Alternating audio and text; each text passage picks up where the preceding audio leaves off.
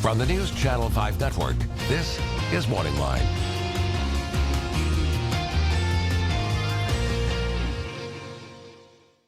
Good morning, everyone. Thanks for joining us on MorningLine. I am Nick Beres. This is The Plus. It is Thursday.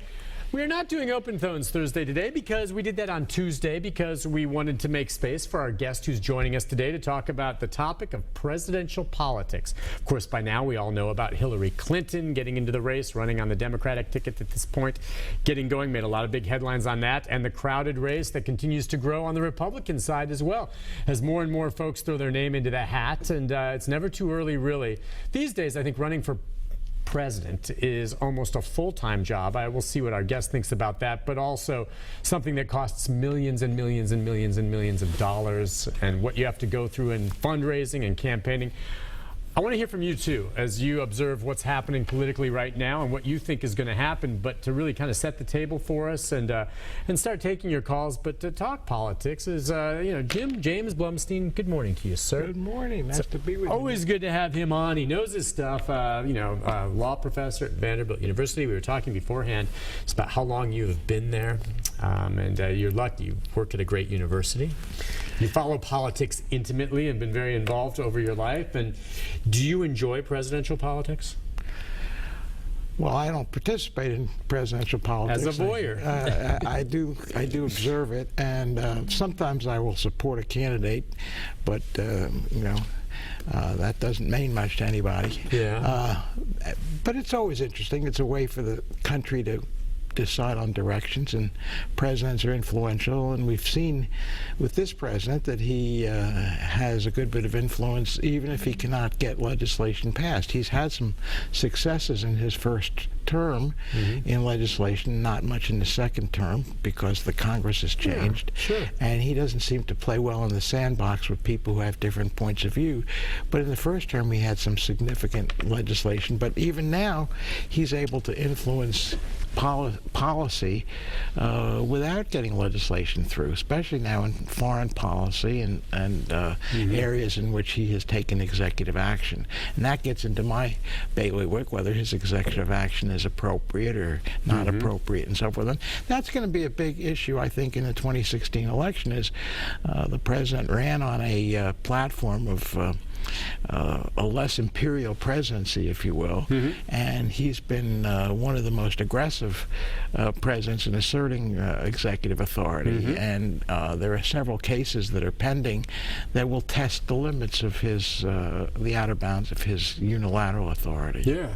Now, getting to this race, what's kind of cool about the upcoming presidential election, I always think there's more drama for me when you do not have a returning incumbent. Okay, we know it's wide open now, and we're seeing many familiar names jumping into it. But I mean, you don't have the power of the incumbency, but you do have legacies. And I saw in the news this morning, George Bush is saying that he thinks he and his track record or his situation now may end up hurting Jeb, if in the presidential race. And you wonder how things go with President Obama. Could that hurt or help Hillary Clinton? What do you think about those types of legacies? And of course, Bill Clinton has a legacy. Yeah, there you go. That's going back, too. Well, one can never predict about what will stick, for example. Right, exactly. But I think that there are certain things that are kind of generic issues, and one is that in the post-World War II period, we've only had one vice person from the same party elected for effectively the third term of a president, and that was the first President Bush, who was vice president for President Reagan, and then he was elected. But other than that, we have had no person of the same party elected to effectively a third term for the president. President Nixon was vice president for President Eisenhower. He ran in 1960 and he was not elected. He was defeated by President Kennedy. Nixon held out for 8 years and then he was elected, but only after the Kennedy-Johnson years.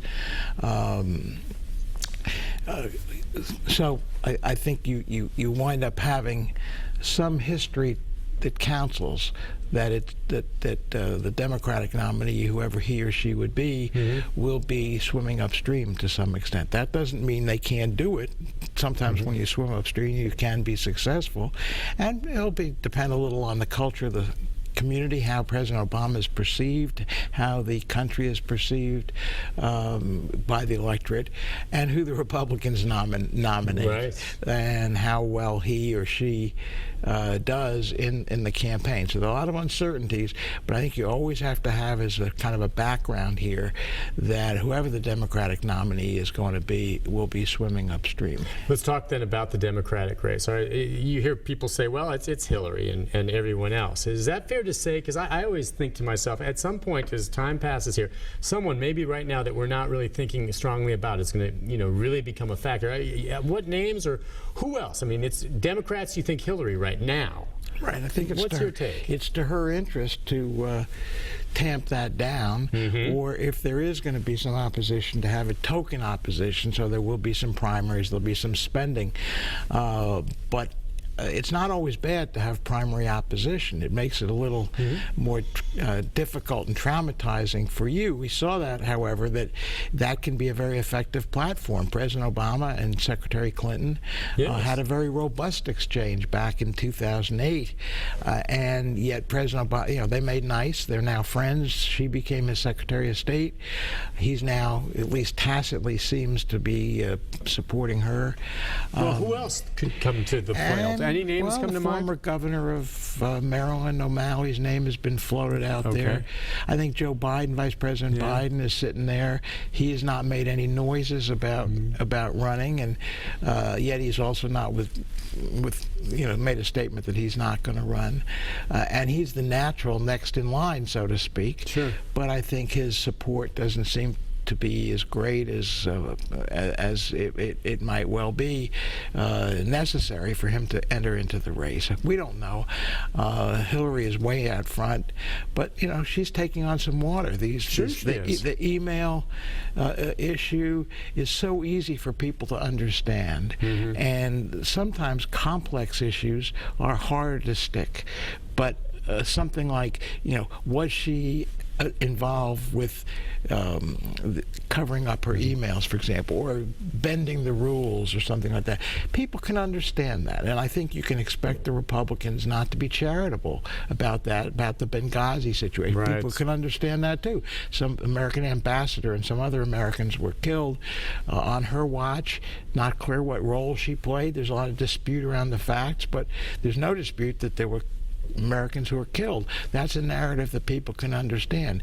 And you're going to start hearing stories, because this is a storyline that you're seeing even the press is putting, and the press has been pretty positive towards Secretary Clinton.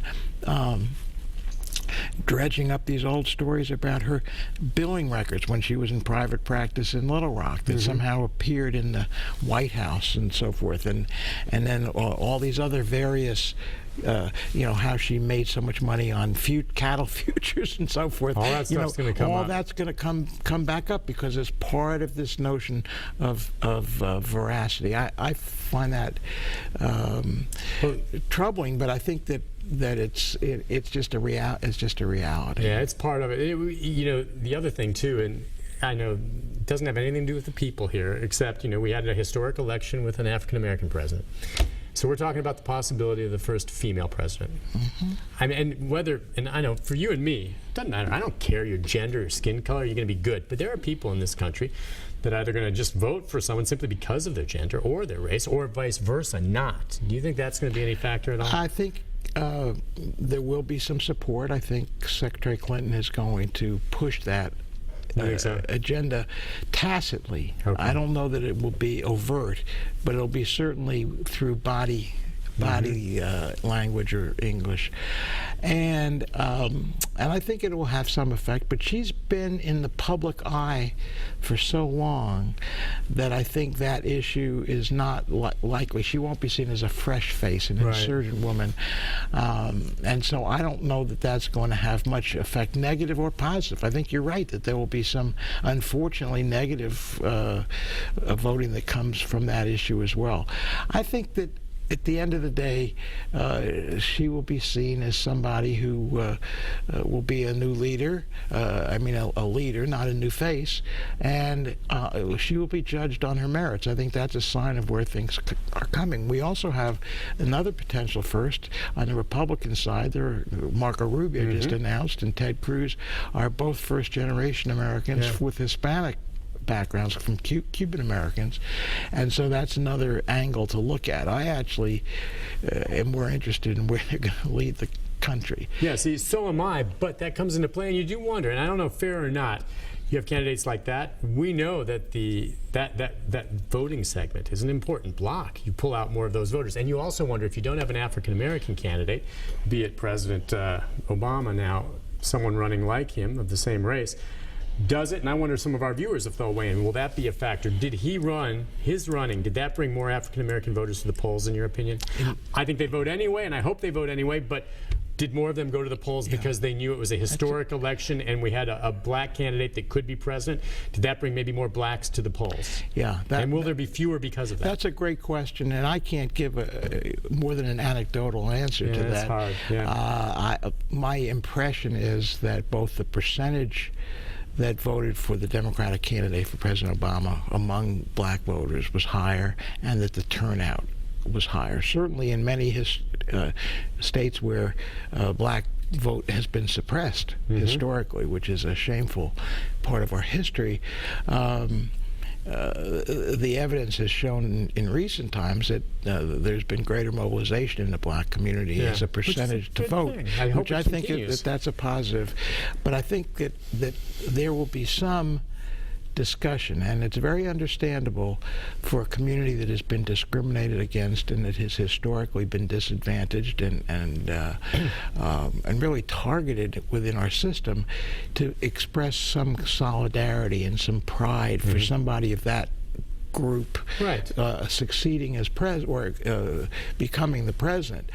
I think that as 8 years emerge, there will naturally become a sober second thought that it turns out that blacks as a group have not thrived during this period of time, and at some point the symbolism, the affinity that folks have because someone of your group is in office and is a first, and those are all important things, but there will be a reassessment based upon certain practical realities, which have not turned out quite as well as one might have hoped. All right, on that note, we'll take a break. When we come back, we're certainly going to talk about the Republican ticket as well, and we're going to take your phone calls. If you're on hold, we got some we'll get to right when we come back. Cindy, Joe, Greg, and others. We got lines open, 737-7587. You know, we get kind of academic up here and talk, but we can take any kind of questions. We'll tackle them. If you wanted to give us your take on the presidential race at this early stage in the game, are you going to vote? I hope you are. We'll get into all that and more right after this. Stay with us.